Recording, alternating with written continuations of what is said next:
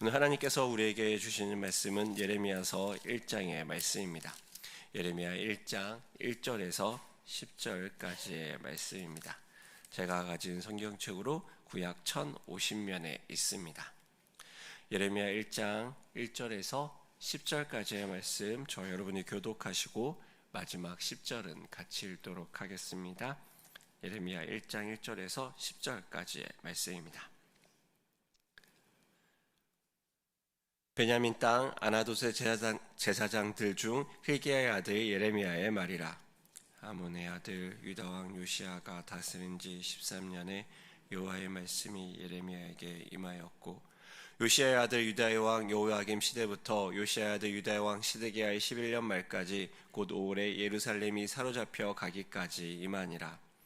여호와의 말씀이 내게 임하니라. 이르시되 내가 너를 모태에 짓기 전에 너를 알았고, 내가 배에서 나오기 전에 너를 성별하였고, 너를 여러 나라의 선지자로 세웠노라 하시기로, 내가 이르되 슬프도소이다. 주 여호와여, 보소서 나는 아이라 말할 줄을 알지 못하나이다 하니, 여호와께서 내게 이르시되 너는 아이라 말하지 말고 내가 너를 누구에게 보내든지 너는 가며 내가 내게 무엇을 명령하든지 너는 말할지니라. 너는 그들 때문에 두려워하지 말라. 내가 너와 함께하여 너를 구원하리라. 나 여호와의 말이니라 하시고, 여호와께서 그의 손을 내밀어 내 입에 대시며 여호와께서 내게 이르시되 보라, 내가 내 말을 내 입에 두었노라. 보라, 내가 오늘 너를 여러 나라와 여러 왕국 위에 세워 내가 그것들을 뽑고 파괴하며 파멸하고 넘어뜨리며 건설하고 심게 하였느니라 하시니라. 아멘. 또 이 새벽에 하나님 앞에 나오신 여러분들을 환영합니다. 이 새벽에 또 예레미야 말씀을 통해 또 귀한 은혜 누리신 여러분 되시기를 축복합니다.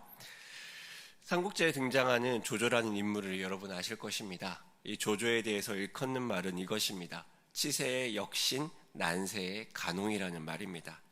즉 평화의 시대에는 뛰어난 신하지만 난세에는 간사한 영웅이 된다는 말입니다. 신하와 영웅, 여러분은 어디가 더 구미가 당기십니까? 사람들은 영웅이 되고 싶어 합니다. 뭔가 멋있는 상황에 등장하여 자신이 어려운 상황을 수습하고 망해가는 나라와 공동체를 다시 일으키고 싶어 합니다.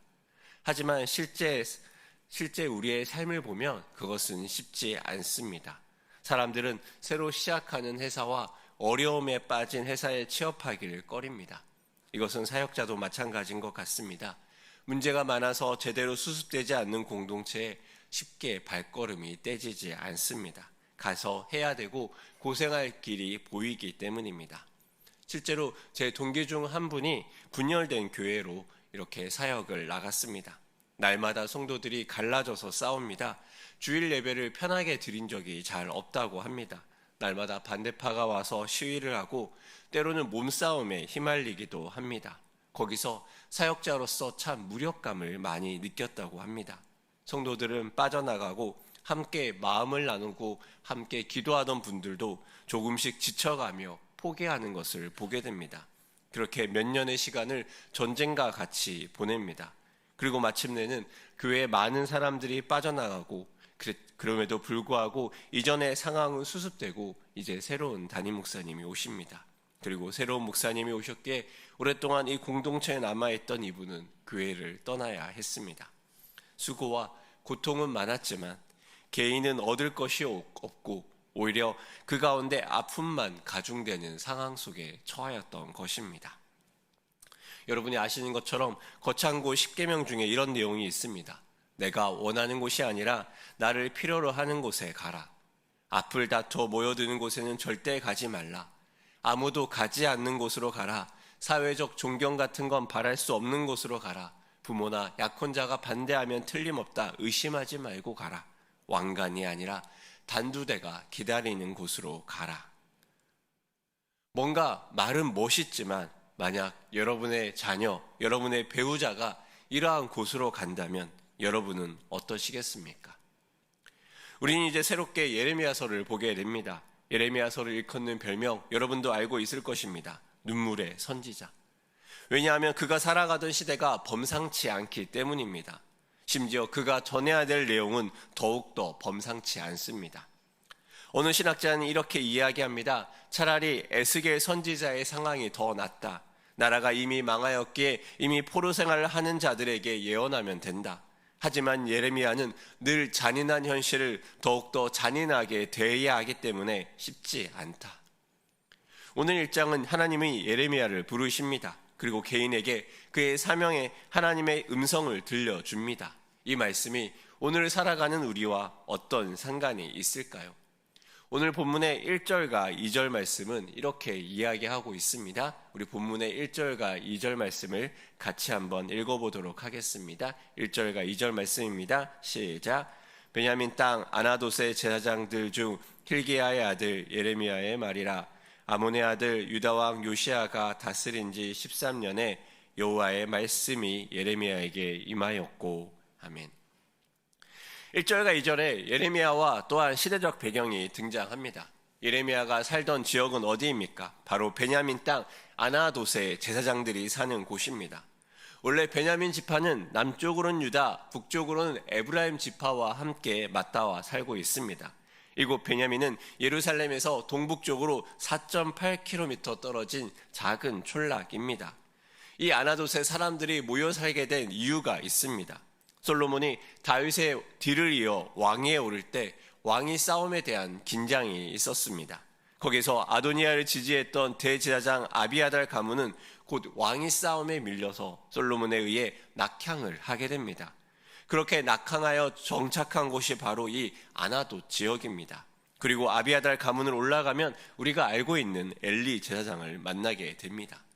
곧 예레미야의 집안은 어떠했습니까? 대대로 제사장 가문이었지만 정치적인 힘을 잃어버리고 지방에서 그저 묻혀 살아가는 제사장의 후손입니다. 하지만 하나님은 그 작은 지방에서 이름 없던 그리고 잊혀져 버린 제사장 가운데 한 사람을 하나님은 불러내십니다. 이러한 예레미야를 불러내신 하나님의 때는 언제입니까? 유다왕 요시야가 다스린 지 13년이라고 이야기합니다. 이는 주전 627년입니다. 예레미야는 대략 40년 정도 선지자 활동을 합니다.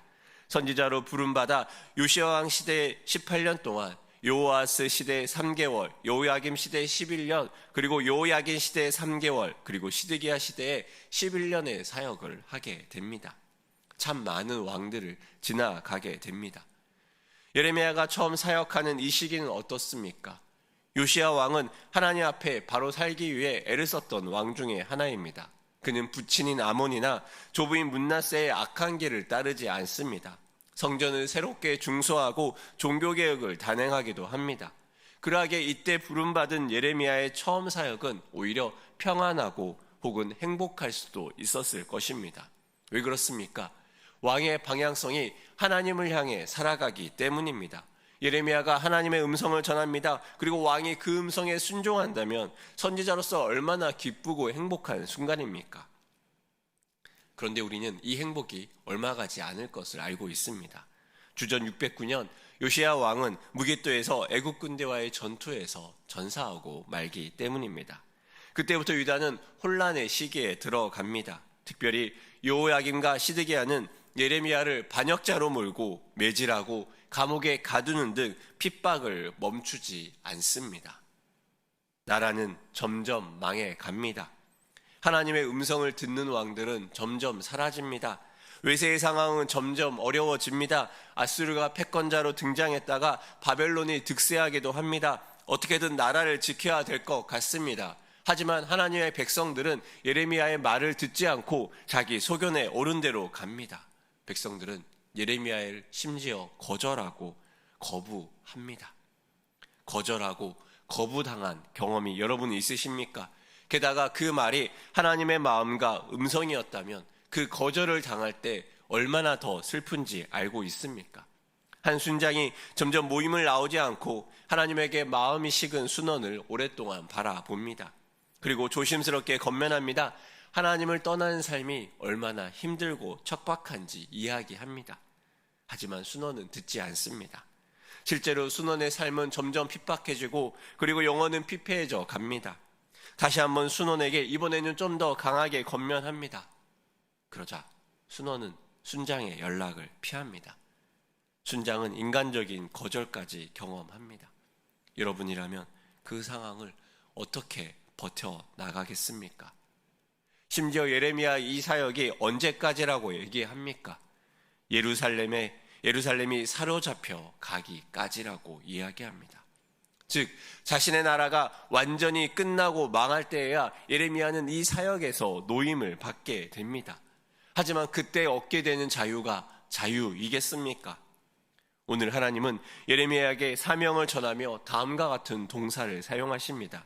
7절에 가며 말할지니라, 8절에 두려워하지 말지니라.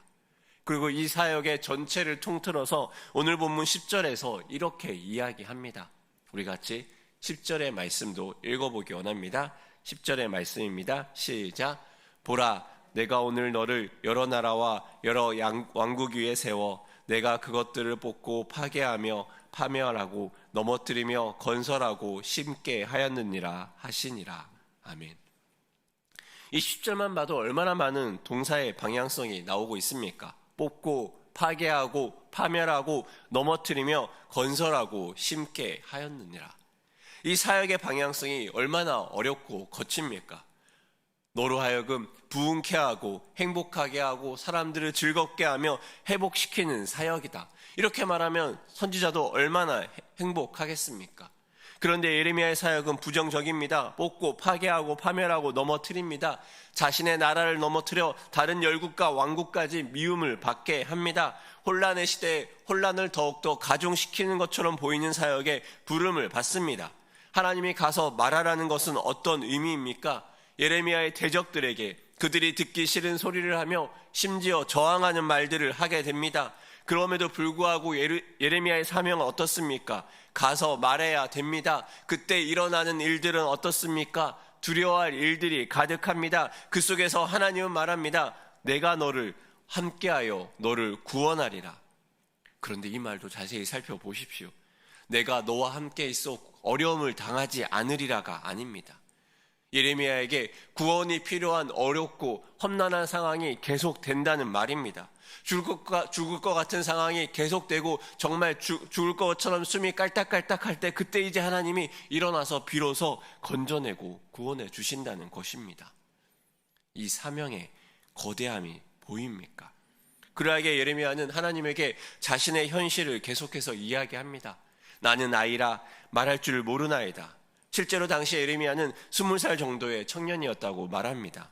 사역으로서의 경험도 적고 또한 그가 하나님의 말을 전할 만큼 권위도 체계도 확립이 되어 있지 않습니다.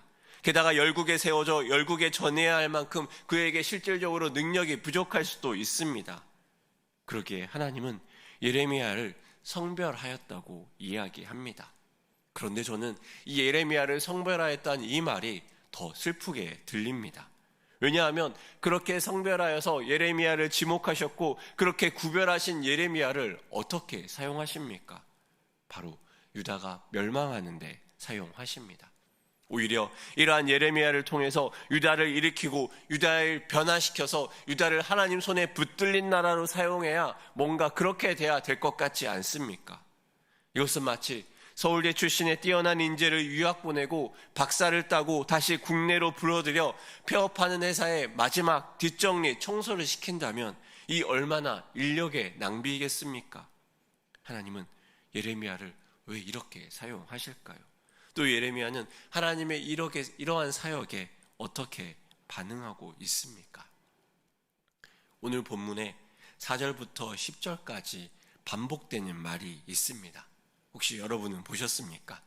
반복되는 말, 여호와라는 말이 반복됩니다. 뿐만 아니라 내가라는 말이 반복됩니다.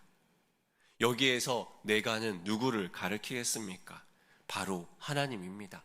여호와와 내가라는 말이 반복된다는 말, 즉 오늘 본문에서 이 말들을 이끌어가고 이 상황을 이끌어가고 이 상황의 중심이 되는 분이 누구라는 것입니까? 바로 하나님이 이 상황의 중심이 되시고 하나님이 이 대화를 이끌어 가시고 하나님이 먼저 말 걸어 이야기하시고 하나님이 이 대화의 대다수를 차지하고 있습니다. 게다가 아이 같음에 두려워하는 예레미야에게 손을 내밀어 입을 대시는 하나님의 실질적인 행동까지 하고 있습니다. 거칠고 험난하고 때로는 너무나 피폐할 것 같은 이 예레미야의 사명의 이 중심에는 누가 있습니까? 사람들에게 거절당하고 사람들에게 거부당하며 심지어 자신의 나라뿐 아니라 여러 나라에게 거절당할 것 같은 이 많은 상황 속에 이 중심에는 누가 있습니까? 바로 하나님이 있습니다. 이 말은 무슨 의미입니까? 어렵고 환난이 심할수록 핍박과 괴로움이 더할수록 하나님이 이 모든 상황을 이끌어 가시고 지켜주겠다는 말 아니겠습니까? 하나님이 이 어려운 상황 속에 이 예레미야를 하나님 한 분만을 바라보는 이 상황으로 초청하겠다는 하나님의 고백 아니겠습니까? 이것은 그 하나님의 사랑 아니겠습니까? 하나님이 손붙드시고 하나님이 안으신 사랑 아니겠습니까? 우리의 사랑은 무엇입니까? 우리의 사명은 많은 일들을 할 수 있고 그로 인해서 많은 여러 가지 어려움에 처할 수도 있습니다. 그렇지만 그 사명의 가장 큰 중심을 따라 올라가면 결국은 우리는 우리를 사랑하기에 우리에게 말씀하시고 우리를 붙드시고 우리에게 손 내미시는 하나님의 음성을 듣게 됩니다. 결국 우리의 부르심의 시작은 무엇입니까? 사랑하는 사람을 만나 결혼을 하고 배우자가 생깁니다. 오늘날 그 배우자가 멀고 먼 타국으로 발령을 받습니다. 그러면 우리는 어떻습니까? 그 사람을 떠나 헤어지고 제 갈 길로 떠납니까? 그렇지 않습니다. 사랑하기에 그 사람이 어딜 가든지 함께하며 사랑하기에 그 사람 옆에서 자리를 지키며 함께하는 것, 그것이 진짜 사랑 아니겠습니까? 하나님이 그렇게 많이 나를, 그렇게 많이 여호와를 이야기하는 이유는 무엇입니까? 바로 이 사랑의 걸음으로 예레미야를 초청하는 것입니다. 그 사랑의 걸음으로 초청하시는 분이 바로 나 여호와라는 것을 드러내시는 것입니다. 그러하기에 우리는 시편 23편에서 이야기합니다. 여호와는 나의 목자시니 내게 부족함이 없으리로다. 그리고 그 목자를 따라 푸른 풀밭도 다니고 사망의 음침한 골짜기도 다니는 것입니다. 이것이 우리의 걸음 아니겠습니까? 사랑하는 일산 충신의 성도 여러분, 하나님의 부르심을 받아 여러분의 삶을 살아가고 있습니까? 때로는 그 삶에서 거절을 당하고 거부를 당하고 때로는 그 상황을 감당할 수 없을 것 같이 힘들고 어려운 시간들이 지속되고 있지는 않습니까? 왜 하나님이 나에게 이 길을 허락하시나 의심하고 두려워하고 염려하고 있지는 않습니까? 여러분의 삶에서 한번 눈을 들어 바라보십시오. 손 내미시는 하나님의 손을 보십시오. 우리의 삶에 편하고 숨쉴 만한 곳이 어디 있겠습니까? 그 어느 곳이나 우리의 삶의 터전은 쉽지 않습니다. 그렇지만 중요한 것은 그 나의 삶의 터전 속에 나를 부르시고 나에게 손 내미시고 내 삶을 인도하시는 내 사랑하시는 주님이 나와 함께 하는지가 더 중요한 것 아니겠습니까? 그 주님을 따라 그 주님을 사랑할 때 우리의 부르심은 성취될 것이며 우리의 사명의 길은 이루어질 것이며 그 사랑하는 주님과 함께할 때 우리는 상황은 어렵고 상황은 피폐할지라도 만족할 수 있는 것 아니겠습니까? 사랑하는 여러분, 그 사명의 길에서 하나님은 여러분에게 손 내밀고 계십니다. 어렵고 험난한 상황일지라도 나를 사랑하는 그 음성에 함께 가자고 여러분을 초청하고 있습니다. 여러분의 길이 푸른 풀밭이십니까? 여러분의 길이 사망의 음침한 골짜기이십니까? 그 길을 인도하시는 분이 여호와 목자가 함께 한다면 그럼에도 불구하고 그 길은 함께 갈 수 있는 길 아니겠습니까? 오늘 우리의 인생길에서 우리를 붙드시는 그 목자의 음성이 들리길 축복합니다. 그 주님의 걸음을 따라 푸른 풀밭도 사망의 음침한 골짜기도 마다하지 않고 믿음으로 걸어가는 일산 충신의 성도님 되시기를 축복합니다. 함께 기도하겠습니다. 하나님 아버지, 험난한 사명으로 부름받는 예레미야를 보게 됩니다.